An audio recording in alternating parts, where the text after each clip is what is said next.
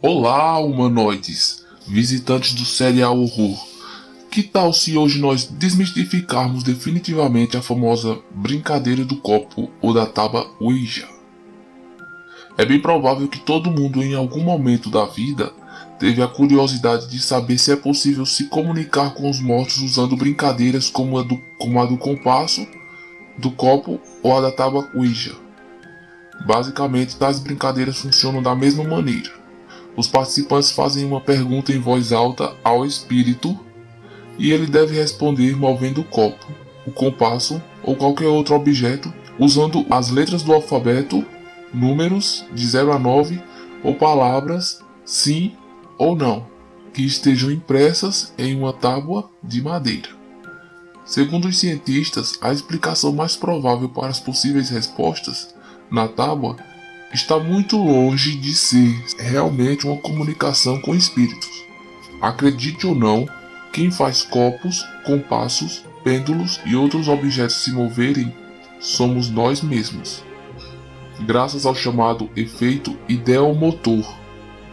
Segundo William Benjamin Carpenter, nosso corpo, quando é sugestionado, pode fazer movimentos involuntários e inconscientes, ou seja, uma ação muscular.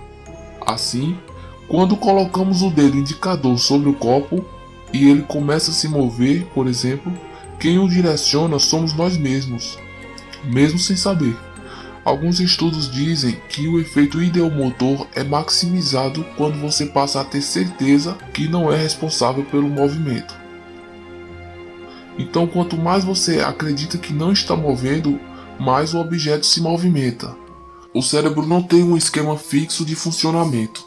A mesma célula que participa do movimento também participa do pensamento, como, por exemplo, o ato de tocar na tela de um celular.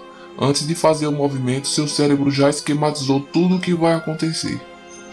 Para o neurologista Arthur Oscar, nesse tipo de jogo, o cérebro passa a definir qual será a estratégia futura, ou seja, a resposta no tabuleiro, levando em conta o ambiente em que a pessoa está e suas vivências. Nós mesmos executamos essa estratégia. Para a neuropsicóloga Gisele Kalia, a capacidade do cérebro de criar outras realidades também pode contribuir para a ilusão de que são os espíritos que falam. O que mais assusta nos tabuleiros não são os fantasmas, mas sim a capacidade de nosso cérebro de nos enganar a todo momento. Nesses casos, nossa mente é capaz de criar até uma ilusão coletiva. É por isso que todos na mesa conseguem ver a mesma coisa.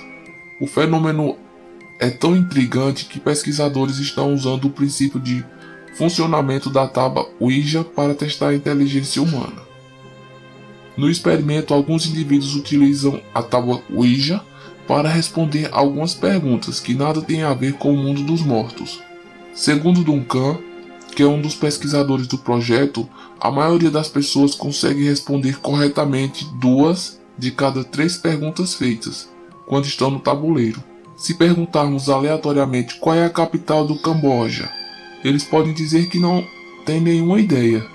Mas quando fazemos a mesma pergunta e os jogadores utilizam a tábua para responder, eles podem acessar esse conhecimento de maneira inconsciente e encontrar respostas que estão escondidas em algum lugar do seu cérebro.